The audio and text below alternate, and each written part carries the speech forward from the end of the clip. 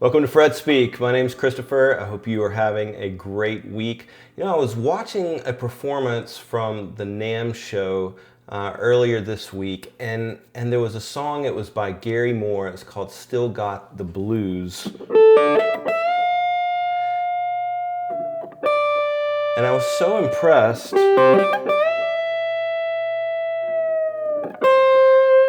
by the bending.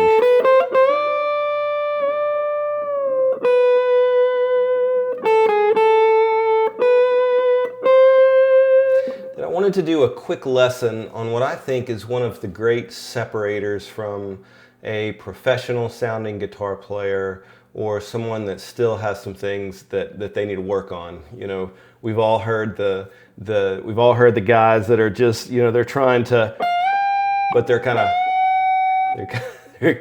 halfway there.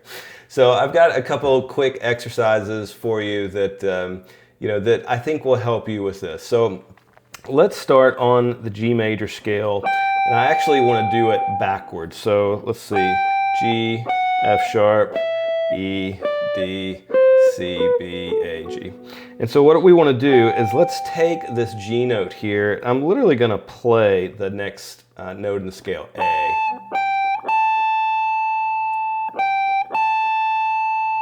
And then what I'm going to do, for me, I usually bend with either the second or the third finger, and a lot of times when it's with the third finger, I'll put some support behind it with the second finger. So I want to listen to that A note, and then I want to bend up to it. Listen, bend. And there's so many different ways that we can bend.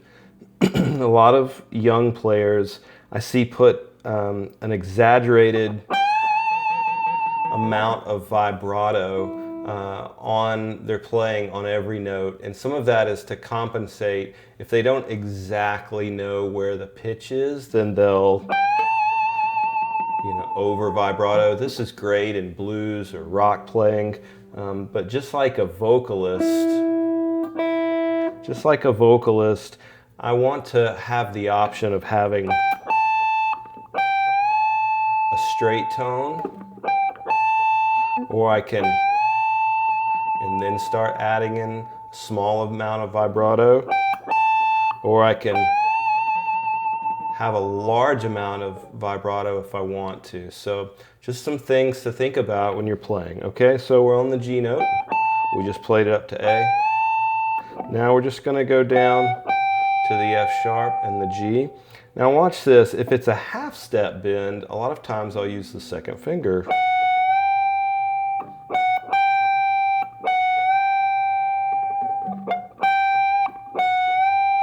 Or the third.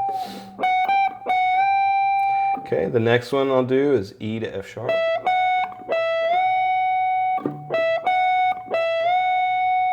And as I play on the neck, different spots on the neck, it's going to feel there's a different amount of tension, and you need to build up some muscle memory to that. So if I was just going to play this down, G to A,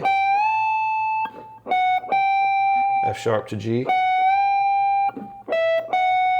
to F sharp, D to E, C to D, B to C. We'll keep going down, but the closer we get to the headstock, the more tension there is, and it's going to be harder to bend. So A to B. Really have to put some muscle into that. A lot of times when I'm bending, the thumb, we'll talk about this in another video, but the thumb is so important. If we're doing some very technical passages on the guitar, I want to have great thumb technique. And so a lot of times if I'm exercising the left hand, we'll talk a lot about thumb technique. Younger players I see will put a lot of pressure on this thumb. And so sometimes I'll give this demonstration and I'll just watch my thumb. I won't even keep it on the guitar. It'll just kind of sit like that. So watch this. So the thumb is not even on, it's not even on the guitar.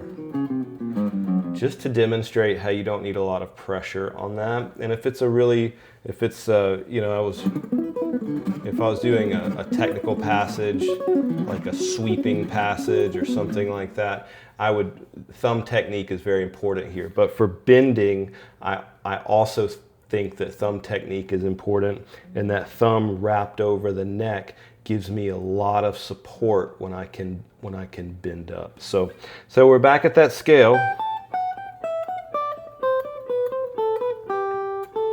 And that's a great one on a single string. We talked about a straight tone, so with not much vibrato. I could do vibrato after I hit the note. You hear that? I can do vibrato just from the jump. Okay, equally important as raising the note to a pitch would be the come down. So, right, that's equally important. I can also pre-bend the note where I don't pick the note and then go up to the pitch. I just go ahead and push up from G to A and then pick the note. So I could, or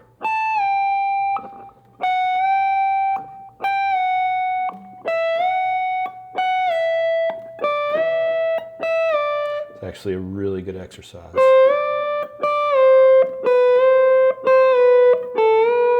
Ah, want to hear it? I have to practice that one.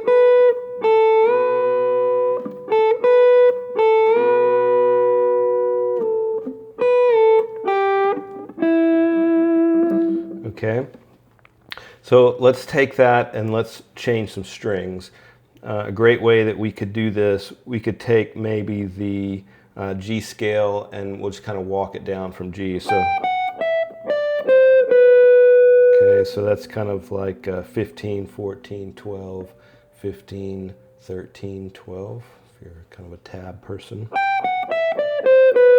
So watch this. And now watch, now go to the B string. I'm just working down the scale just to kind of, I want to hear it. I want to understand what's going on. And constantly just be checking your tuning, especially if you have new strings.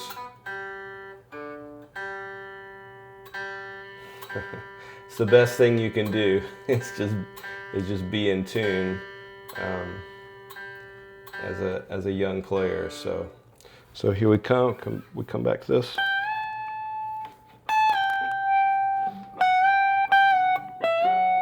I'm going to go up to the B string.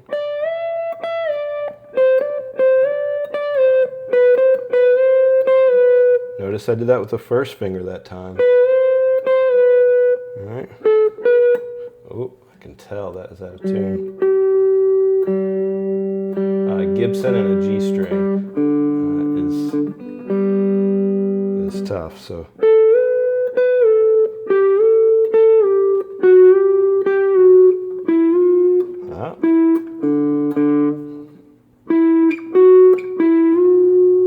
this is an interesting conversation because I'm now at the D string, and if do I push up or do I pull down?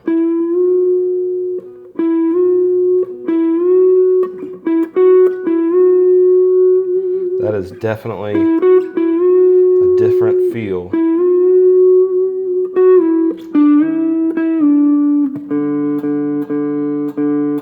Now I'm on the A string. At the A string, I'm definitely going to be pulling down.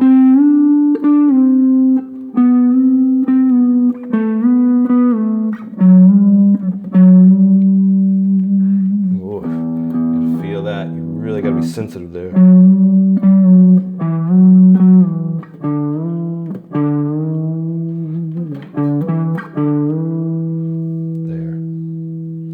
Okay, so that's a great exercise, just walking down a scale, and at the end of that, you know, your hands feel a workout.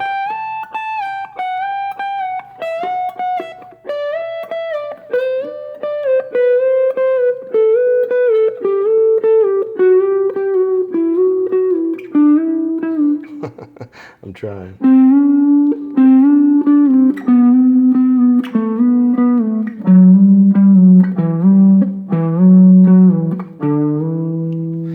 Yeah, give that a go and see how that feels for you. But there's so many fascinating musicians, not just guitarists, but where bending or sliding or vibrato play such a key part in their playing. I really enjoy the slide kind of guys.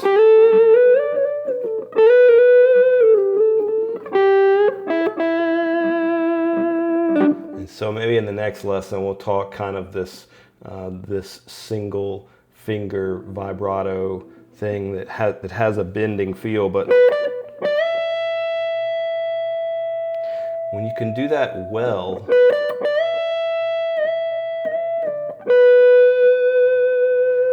that's a great sound.